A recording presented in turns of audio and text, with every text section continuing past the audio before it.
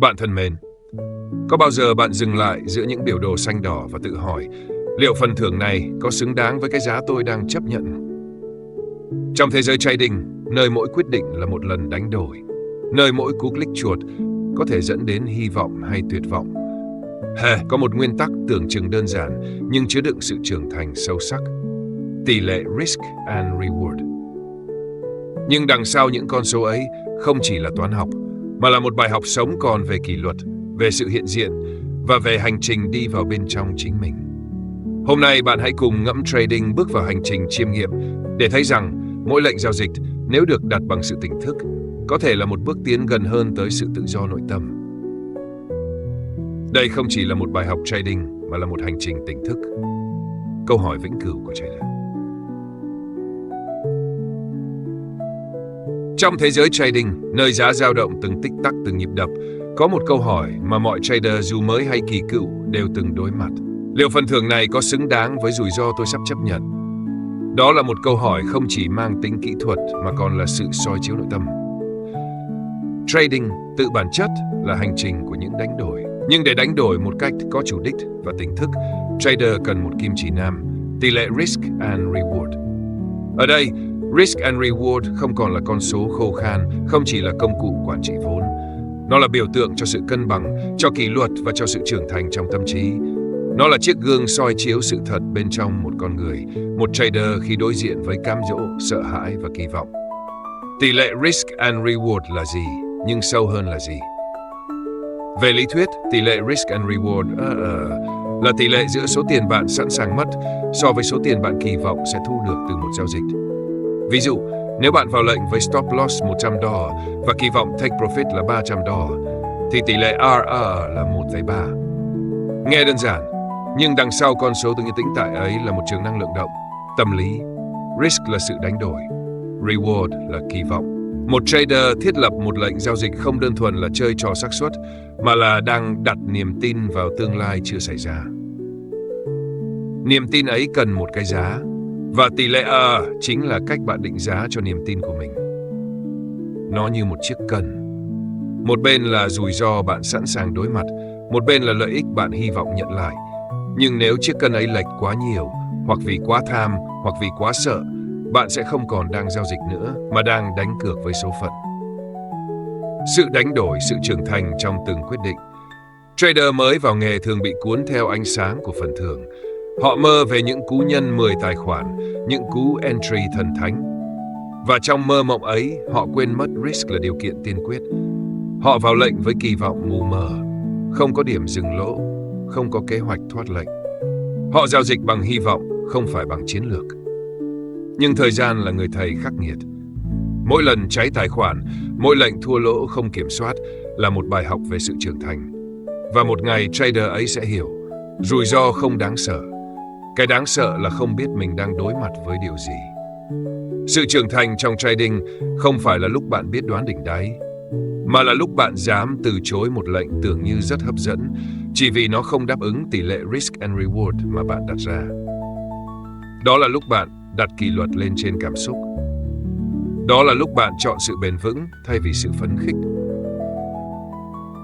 Thiền định và sự hiện diện trong từng quyết định giao dịch. Trading là một hình thức thiền định cao cấp. Mỗi lần vào lệnh là một lần bạn chấp nhận sự bất định, là một lần bạn học cách hiện diện. Bạn không thể điều khiển thị trường, bạn không thể ép giá đi theo ý mình, nhưng bạn có thể chọn cách phản ứng. Bạn có thể chọn dừng lỗ, bạn có thể chọn tôn trọng tỷ lệ risk and reward. Và trong từng lựa chọn nhỏ ấy là sự thực hành chánh niệm. Một trader có thể thắng 10 lệnh liên tiếp, nhưng vẫn thất bại nếu không biết dừng lại đúng lúc. Một trader có thể thua 5 lệnh liên tục, nhưng vẫn bình thản nếu mỗi lệnh đều đúng nguyên tắc. Sự hiện diện là khi bạn không còn bị cuốn theo kết quả, mà sống trong quá trình.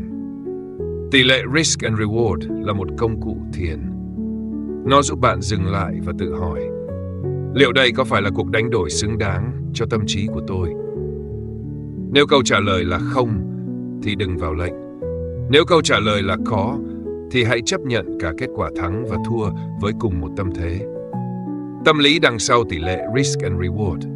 Có một nghịch lý, khi lòng tham trỗi dậy, trader thường phá vỡ nguyên tắc risk and reward. Họ kỳ vọng lợi nhuận lớn hơn, giữ lệnh lâu hơn, hy vọng giá sẽ quay đầu. Và khi nỗi sợ lấn át, họ lại chốt lời sớm, cắt lỗ muộn, tự an ủi rằng chốt non còn hơn mất hết. Giữ vững tỷ lệ risk and reward không dễ, vì nó đòi hỏi bạn chiến thắng bản thân mỗi ngày. Bạn phải chống lại sự cám dỗ, chống lại sự hấp tấp, chống lại cả sự tự ti sau chuỗi thua lỗ. Và đó là lý do vì sao rất ít người thành công lâu dài trong trading, không phải vì họ thiếu chiến lược, mà vì họ không đủ tâm lý. Mỗi lần bạn phá vỡ nguyên tắc là một lần bạn nói với bản thân rằng tôi không đáng được tin cậy. Và khi niềm tin vào bản thân rạn nứt, thì không chiến lược nào có thể cứu bạn khỏi thất bại. Biểu hiện của sự giác ngộ trong trading. Có một khoảnh khắc kỳ diệu trong hành trình của mỗi trader, khoảnh khắc họ nhận ra tôi không cần phải giao dịch mỗi ngày. Họ bắt đầu kiên nhẫn, họ bắt đầu quan sát nhiều hơn, phản ứng ít hơn. Họ không còn giao dịch vì sự hối thúc của cái tôi, mà vì sự hài hòa với thị trường. Họ từ bỏ những lệnh không có tỷ lệ risk and reward xứng đáng. Họ dám chờ, dám không hành động, vì họ hiểu rằng không làm gì đôi khi là hành động khôn ngoan nhất. Trading trở thành một hành trình nội tâm. Họ không tìm kiếm lợi nhuận, họ tìm kiếm sự sáng suốt, họ tìm kiếm sự đồng bộ giữa tâm trí và hành động.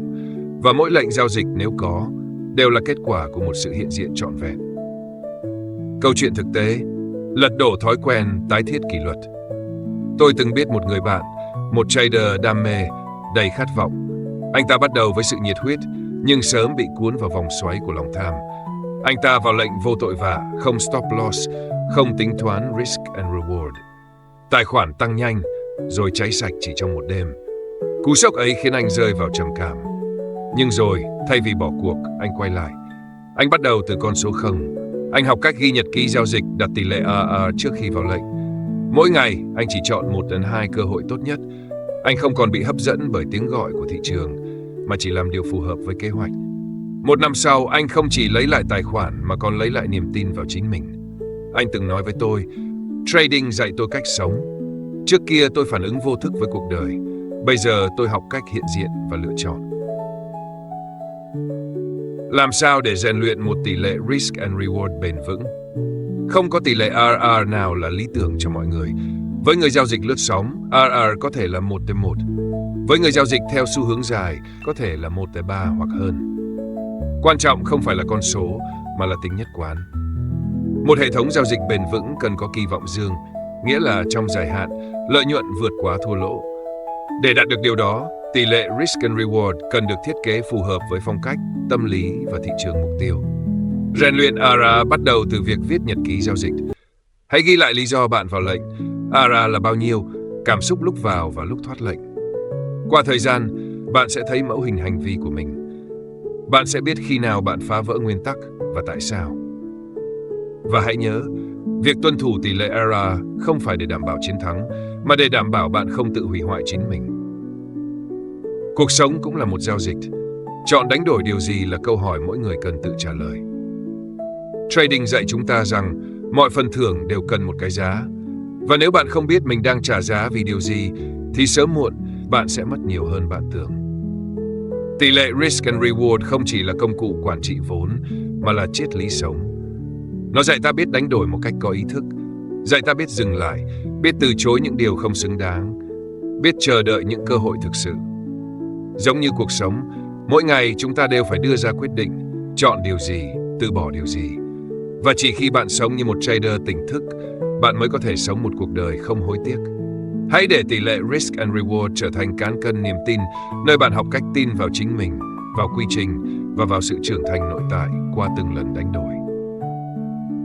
Bạn vừa đi qua một hành trình, không chỉ của kiến thức, mà còn của sự soi chiếu nội tâm. Tỷ lệ risk and reward có thể là con số đơn giản trên một biểu đồ, nhưng lại là tấm gương phản chiếu sự trưởng thành bên trong một trader. Và giống như cuộc sống, mỗi ngày chúng ta đều phải đánh đổi điều gì đó. Không ai miễn nhiễm với rủi ro. Nhưng khi bạn biết rõ điều gì xứng đáng để giữ, điều gì nên buông, thì trading không còn là cuộc chiến, mà trở thành một phép thiền. Ngậm trading, mong rằng sau video này bạn sẽ không chỉ giao dịch tốt hơn, mà còn sống tỉnh thức hơn, chọn lựa kỹ hơn và tin tưởng sâu hơn vào chính mình. Hẹn gặp bạn ở những hành trình tiếp theo, nơi chúng ta không ngừng học cách trading như một con đường tu tập giữa đời thường.